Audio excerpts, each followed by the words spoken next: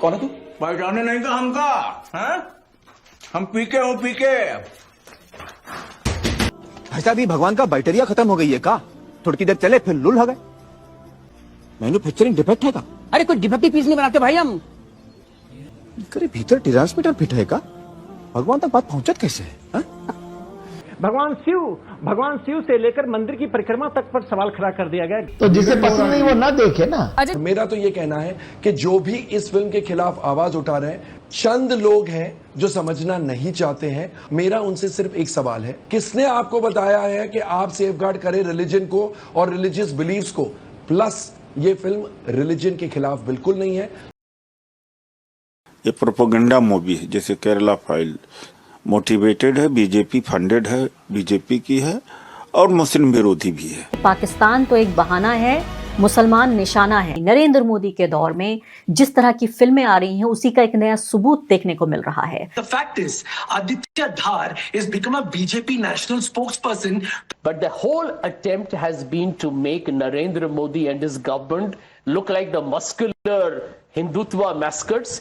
जहर का एक नया इंजेक्शन या जिसको कहा जा रहा है कॉकटेल आई है एक ऐसी में मुस्लिम विरोध, जिसमें पाकिस्तान विरोध, लेकिन यहाँ पाकिस्तान के बहाने सीधे तौर पर भारत के मुसलमानों को निशाना बनाया जा रहा है। उनके जो जीने का तरीका है, उनकी पहचान को निशाना बनाया गया है। तो दोस्तों, देखा आपने समय के साथ और कंटेक्स्ट के साथ किस तरह से भारत के अंदर जो एक पर्टिकुलर अपने आप को लिबरल कहलाने वाला गैंग है या ग्रुप है, किस तरह से अपना रंग बदलता है, डबल स्टैंडर्ड अपनाता है।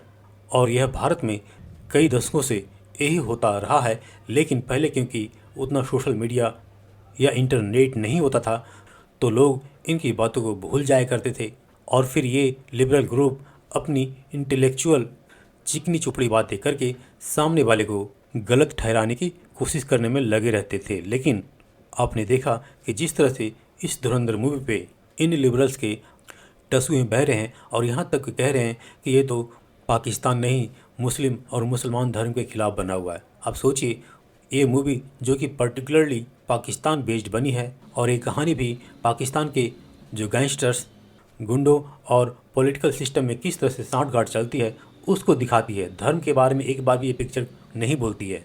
लेकिन ये लिबरल चिल्ला रहे हैं कि ये तो मुसलमान धर्म पे, मुसलमानों के खिलाफ है। लेकिन यही लोग जब पीके मूवी आई थी तो आपने देखा किस तरह से ये उस मूवी को डिफेंड कर रहे थे कि ये हिंदू धर्म के ऊपर नहीं बनी है, हिंदू को ऑफेंड नहीं कर रही है। जबकि वास्तव में वो जो पीके मूवी है, पूरी मूवी का जो प्लॉट ही है वो हिंदू धर्म के ऊपर बात कर रही होती है। और इसी लिबरल ग्रुप्स के द्वारा अब धुरंधर मूवी पे रोने पे पाकिस्तानी जर्नलिस्ट आरजू काजमी ने बड़े ही ज़बरदस्त अंदाज से बात की है। तो आइए देखते हैं इस वीडियो को।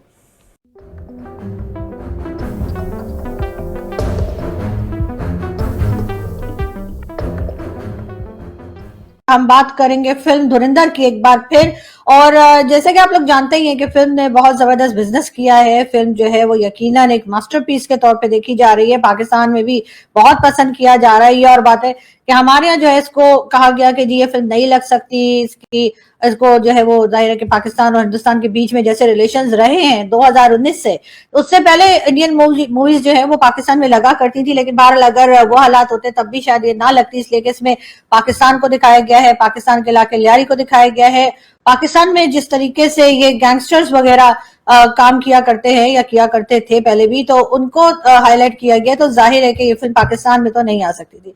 मगर एक चीज जो खास तौर पे यहाँ पर मैं उसका जिक्र करना चाहूंगी कि पाकिस्तानी गवर्नमेंट जो है वो इस फिल्म को लेने में या फिल्म को देखने में या कह लीजिए कि इस फिल्म की बुराइयां करने में जो है वो सबसे आगे इसलिए भी है कि फिल्म में एक सीन में दिखाया जाता है कि एक रिक्शा है और रिक्शा में जो है वो कोई आदमी भाग रहा है और उसके पीछे उसको मारने के लिए दूसरे ग्रुप के लोग हैं। उनको तो फोन करके एक आदमी उनको बताता है कि जी वो रिक्शे में भागा है और उस रिक्शे पे इमरान खान की बात जो है वो फोटो दिखाई गई है कि इमरान खान साहब जो है उस जिस वो क्रिकेटर थे उनकी उस टाइम की फोटो जो है उस रिक्शे पे लगी हुई है। और वो फोन पे उसे बताता है कि इमरान अपना कप्तान।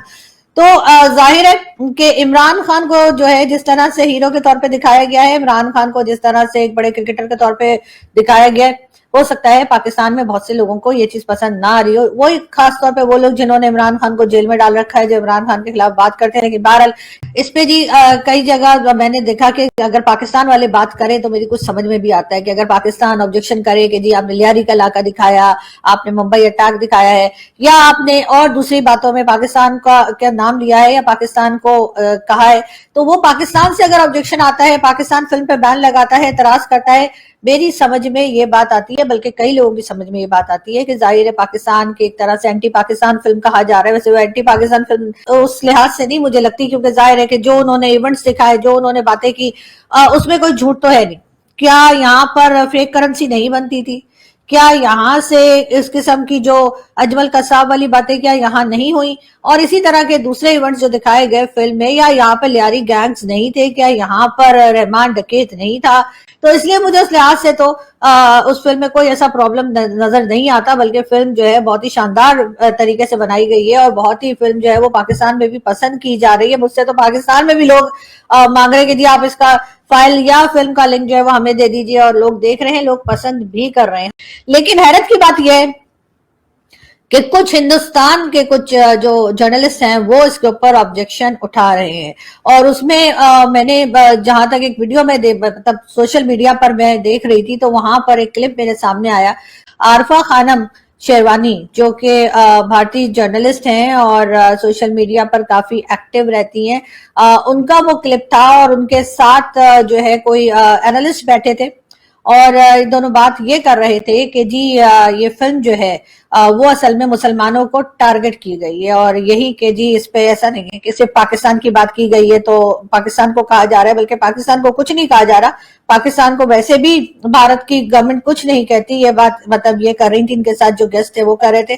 तो उन्होंने कहा कि बल्कि मोदी जी तो पाकिस्तान गए, मोदी जी ने तो प्राइम मिनिस्टर शहबाज शरीफ साहब जो हैं, सॉरी नवाज शरीफ साहब जो उस वक्त प्राइम मिनिस्टर थे, उनकी मदर को साड़ी दी, उनको मतलब बड़े अच्छे से मिले, सब कुछ किया। तो वो पाकिस्तान से प्रॉब्लम नहीं है, बल्कि पाकिस्तान को टारगेट इसलिए किया जाता है ताकि हिंदुस्तान में रहने वाले जो मुसलमान हैं उनको टारगेट किया जा सके। अब यकीनन आप में से बहुत सौ को ये बात समझ में नहीं आ रही होगी, वैसे समझ में मेरे भी नहीं आई थी, और समझने की कोशिश की कि आरफा खानम शेरवानी कहना क्या चाहती हैं, या उनके साथ जो गेस्ट थे दोनों मिलकर बताना क्या चाह रहे हैं कि पाकिस्तान के ऊपर इसलिए बात की जाती है, जो कुछ कहा जाता है वो इसलिए ताकि हिंदुस्तान में रहने वाले मुसलमान जो है उनको सुनाई जा सके, हिंदुस्तान में रहने वाले मुसलमानों को टारगेट किया जा सके। मतलब मेरी समझ में नहीं आ रहा कि वो जो ड्रोन अटैक्स हुए थे, जो पाकिस्तान में 9 या 11 बेसेस उड़ा दी गई, अगर वहां पर अटैक करके भारत ने हमारा इतना नुकसान कर दिया तो उससे भारत में रहने वाले मुसलमान को क्या मतलब फर्क पड़ा, या भारत में रहने वाले